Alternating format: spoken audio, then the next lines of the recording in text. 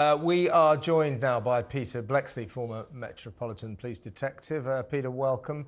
We were discussing this very sad story yesterday. Now a body has been found, but still the mystery persists. Why was she running through Norwich town centre? Why exactly did she leave work an hour and a quarter early? Why were her clothes and her wedding rings even scattered all over this park? What happened during that 35 minutes when she disappeared from view into Norwich Cathedral? We shouldn't really speculate, but let's face it, everybody will be. Do you feel that there's foul play at play here? No, I don't. I think in all likelihood, the police know the answers to the questions that you've just posed. But credit where it's due, the police conferences in this tragic case have been very dignified and very measured, and there's been a level of control about the release of information to the media and the public that was sadly lacking in the Nicola Bulley case and led to so much rampant and often wild speculation. I think lessons clearly were learnt in terms of not only managing the release of information, but the way in which the search was conducted. Unfortunately, of course, it will be a tortuous week that the family have just suffered, and now they have the heartbreak. There will be formal identification, and that can take place in a variety of ways. There can be a face-to-face, it can be through DNA, it can be through tattoos, for example, if somebody had them. That will then be followed by a post-mortem, and of course, in due course, a coroner's inquest.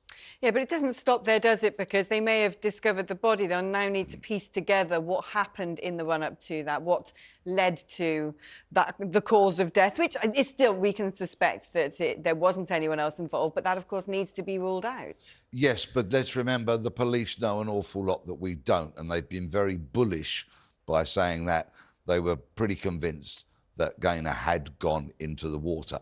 So there will have been something that led them to that conclusion, and to be so forthright about it. They won't have relied upon guesswork. They will have known much, much more than we do. And it may be that this information won't actually enter the public domain until there is a coroner's inquest, which will undoubtedly be covered by some media, and then perhaps we will get the answers to the questions that you've both quite naturally posed. And I think a lot of people will be asking these questions. We learned just before this sad discovery of a body.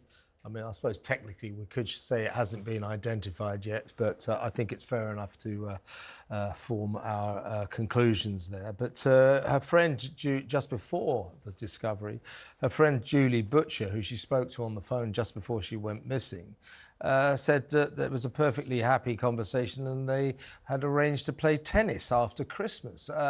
Again, it gets stranger and stranger. If, she has somehow or other taken her own life, she doesn't seem to be behaving like someone who was depressed beforehand, does she?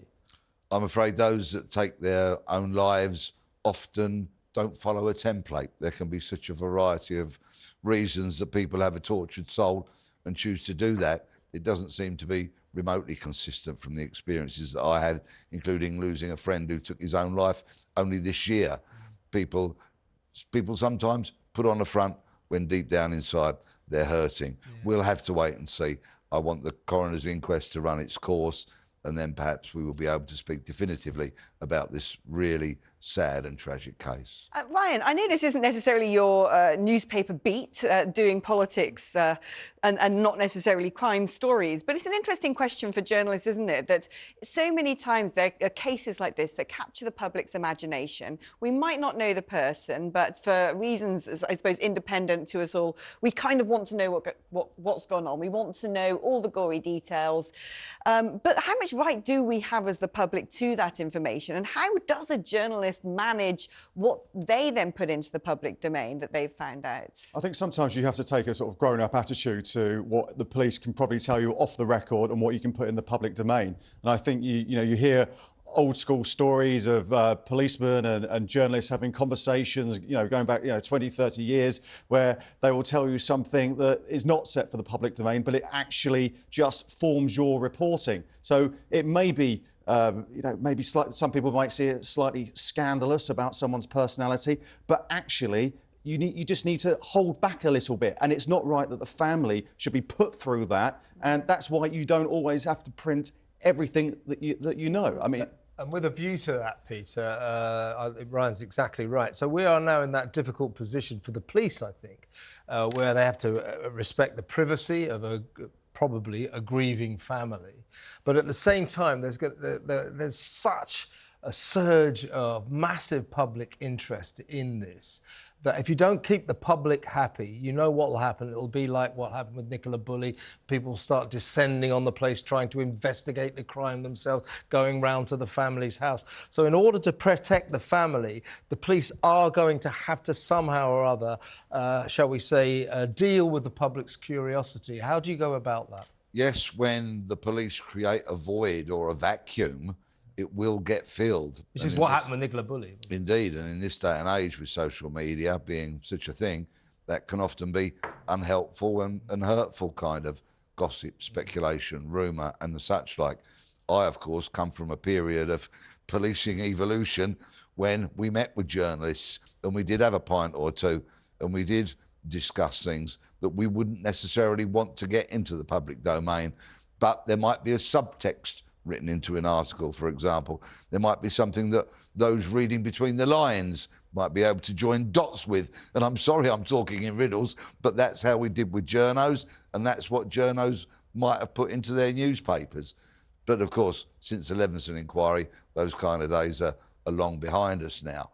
I mean, has a lot changed culturally as a result of the huge growth of the internet, the popularity of true crime, that once upon a time the disseminators of information were journalists who were given facts and information by the police, and that was then in the public domain. And now, of course, you've got so many armchair detectives who want to dig around and find out information. And so controlling that, protecting the victims, protecting the families of victims, and also making sure any possible future case isn't prejudiced is a really difficult exercise. Now you've got the World Wide Web. I'm sure that family liaison officers these days, when they're dealing with someone who's a relative of a missing person or someone whose life has been lost to murder, for example, would be saying to them, avoid social media at all costs. That is the way to avoid the hurtful speculation. And I've seen some utter nonsense out there, which I would actually think comes from some pretty troubled minds themselves. But for those who are close to a person missing or murdered, my advice would be just stay away. Please, it's not necessary. It won't do you any good. Put your faith in the family liaison officer from the police and rely on them for a flow of information. In terms of, again, obviously we're straying into the realms of speculation, but in terms of people taking their own lives, I think interesting point you made earlier, tell us more about it, that there's no sort of set form of behaviour that people who are suicidal go through.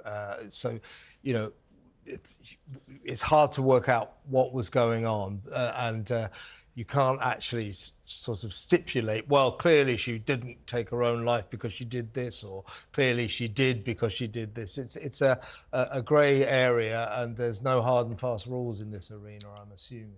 Absolutely. I'm no psychologist, but talk from harsh experience of this year when a friend who to the outside world seemed absolutely fine, sadly then went and took his own life. So he was anything but.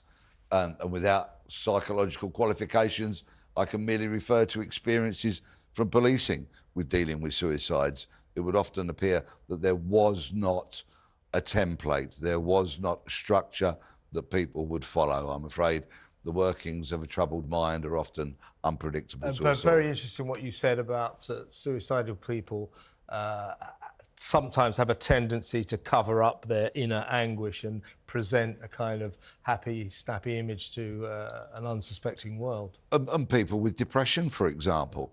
We're repeatedly told by charitable organisations that don't ask your friend once if they're okay, ask them twice, because sometimes people will come up with a stock answer when they're having a mental health issue. So ask twice, you might get a different answer second time round. Yeah, I mean, Ryan, we know that Lancashire Police have been assisting Norwich Police in the hunt for Gaynor Lord. They faced a lot of criticism after their investigation into Nicola Bulley, not so much for the technical skills they used to find her in the river, and I understand that that is what they were using now to help Norwich Police, but in the amount of information that they were giving out, particularly about what her state of mind might be, almost disclosing very private medical information about her as a result of speculation. Seeing how this has been handled, do you think lessons have now been learned? Yeah, totally. I have absolutely no idea what was in this lady's background, and I think that's been kept away from the public domain for good reason. Whereas with Nicola Bulley, I felt like everything was pumped out. Every single morsel of information I knew about. And I felt slightly uncomfortable. I didn't need to know it because it didn't really have anything to do with the search for that lady. So I think there's clearly been, discussions amongst the hierarchy of police chiefs across the country, and Lancashire have clearly been speaking to Norfolk and saying, only tell the public and the media what they need to know. Yeah. So what, Peter, that I think Norwich Police, Norfolk Police have learned from Lancashire Police is kind of a reverse barometer. Lancashire Police, I think, delivered a textbook lesson in how not to do it. And when they revealed, shockingly, all those personal details about her battle with alcohol and the menopause, it struck me that what they were trying to do was to sort of save their own skin. So, well, it's not our fault. She's an unpredictable, heavy drinker, which I thought was reprehensible, to say the least. And I know you hate that phrase, and I agree with you, lessons have been learned. But it does look as if Norfolk Police have learned lessons from the mistakes that Lancashire Police made. Undoubtedly, and credit once again for that. Lancashire Police's first press conference was with a female officer of superintendent rank who looked like she wanted to be anywhere else in the world than in front of the nation's media. She asked people not to speculate and then went on to speculate herself. It was really quite a shambolic kind of appearance. And that laid behind so much of what people wanted to know, because it just looked like this is not complete. This is not a confident officer here. What are they trying to suppress or hide, perhaps? And that's why people were relentless and wouldn't let it go. The first officer to stand up here from Norfolk Police, same rank, superintendent, confident, shoulders back, chest out. This is what we know. This is the theory we're working on. Thank you very much indeed. We'd like to get on with our job. A completely different approach. And perhaps there's been training as well as learning. And if that's the case, they've got value for money. Ryan, journalistically, some people take their lives all the time in the UK. Tragically, there are multiple suicides on a yearly basis. And yet some stories, some crimes just capture public imagination, that we all suddenly want to know the person, want to know every detail. And, tragically, when you get stories like this, they sell newspapers.